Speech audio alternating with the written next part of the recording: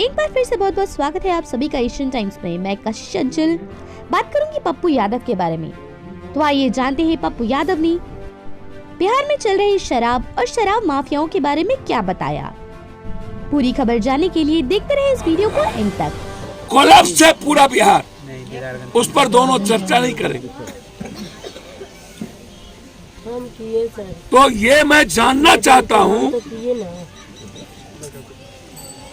कि क्या इसकी जांच होगी,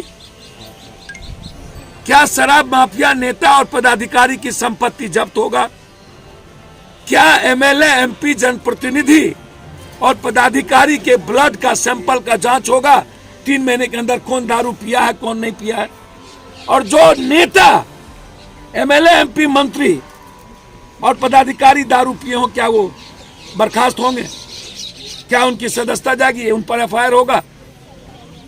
सबसे पहले आप एफआईआर कीजिए उन नेताओं पर जो जनप्रतिनिधि है और उन पदाधिकारी पर जो आपके एक्ट के खिलाफ है। वो कह देगा मैं बाहर पी के आया। तो जो दारू पीते हैं वो दारू बंद करने या दारू के माफिया के खिलाफ कैसे बात कर। विपक्ष इसीलिए मौन है, सत्ता पक्ष तो चलिए माफियाओं से पैसा आ रहा, विपक्ष इसीलिए मौन है कि उनके लगभग एमएलए और उनके नेता शराब में हाजीपुर और जगह इन्वॉल्व। 25 लाख रुपए की मुआवजा दे, इंक्वायरी करे कि शराब यहाँ कहाँ मिल रही बन रही है। मौली में इस इलाके में धड़ल्ले शराब बिक रहा है और आम लोग 2 लोग अभी मर चुके हैं। हम एफआईआर लॉन्च करने की मांग करते हैं और साथ साथ पटना के इर्द गिर्द जितने शराब माफिया फल फूल रहा है उसके धंधे को समाप्त करने की मांग करते हैं। और पुलिस महकमा जो पूरा का पूरा शराब माफिया को संरक्षण दे रही उसके खिलाफ कार्रवाई की मांग करते हैं। जन अधिकार पार्टी की ओर से 20,000 रुपया मदद की गई है। जरूरत होगी तो इनके दोनों बच्ची की शादी में पप्पू यादव 25,000 रुपया मदद करें। और फतुहा विधानसभा मोहाली पंचायत सदर प्रखंड में जिस तरीके से इसी मोहाली पंचायत में शराब 2 जगह बन रहा हो और लगातार आम आदमी की जिंदगी तबाह हो और सरकार सत्ता पक्ष विपक्ष दोनों मस्त हो। मैं बार बार कहता हूं कि शराब आज बिचवाने में, शराब बनाने में सबसे बड़ा हाथ नेताओं के का है। और खबरों के लिए बने रहे हमारे साथ कशिश अंचल एशियन टाइम्स। एमएलए एमपी मंत्री संतरी 80 से 70% एमएलए एमपी मंत्री संतरी के गोदामों में शराब का स्टॉक होता है, उसमें पैसे लगते हैं, लेकिन कोई कार्रवाई 5 सालों के अंदर ना तो किसी के संपत्ति की सीज हुई ना तो अविलंब सरकार को 1 करोड़ रुपया उसको मुआवजा देनी चाहिए।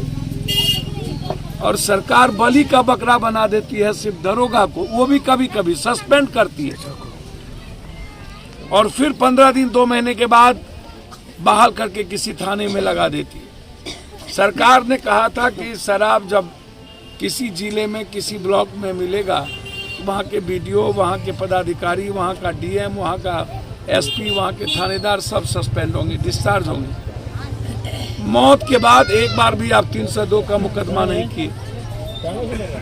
5 सालों में आपने एक बार भी उत्पाद मंत्री से रिजनेशन नहीं लिया। अब कितनी लाश चाहिए सरकार को, कितनी हत्या। पूरा बिहार की आम जिंदगी नासूर बन गई है जहरीले शराब से। 4000 ट्रक डेली आता है बिहार में। इकोनॉमी भी हमारी बर्बाद हो गई। बाहर को हमारे रेवेन्यू नेपाल, बंगाल, झारखंड, यूपी, हरियाणा, पंजाब जा रहा है। और छोटे छोटे जो अपराधी टुच्चे टाइप के थे अब वो स्कॉर्पियो और फॉर्च्यूनर पर चढ़ने लगे और समाज के लिए वो नासूर बन गए हैं। यदि कोई भला आदमी शराब के बारे में कंप्लेन करता है या तो वो मारा जाता है या तो फिर उसको केस में फंसा के जेल भेज दिया जाता है। सरकार से 2 बात पूछना चाहेंगे। ये जो 4 माफिया है आपके बिहार में, एक है आज सबसे बड़ा शराब माफिया जो बिहार को नासूर बना दिया, तबाह कर दी। आपके जिद ने बिहार की जिंदगी और बिहार की इकोनॉमी और बिहार में अपराध और बलात्कार को बढ़ा दिया। दूसरा जमीन का माफिया जिसमें पैसा इन्वॉल्व है नेता और पदाधिकारी का, अरबों खरबों की संपत्ति, सरकारी संपत्ति। तीसरी चीज खनन, बालू।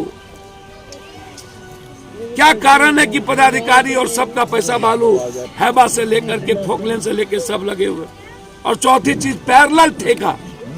जितना ठेका बिहार में होता है वो सब के सब नेताओं के रिश्तेदार नेता करते हैं। ये भी लॉ नहीं है। तो ये जो लूट है बिहार में, आम आदमी का जो टैक्स है, रेवेन्यू आप लूट रहे हैं, बर्बाद कर रहे हैं कुछ मुट्ठीवार लोगों के घर में। क्या इससे बिहार की इकोनॉमी बर्बाद नहीं हो रही है, कोलैप्स नहीं हो रहा है?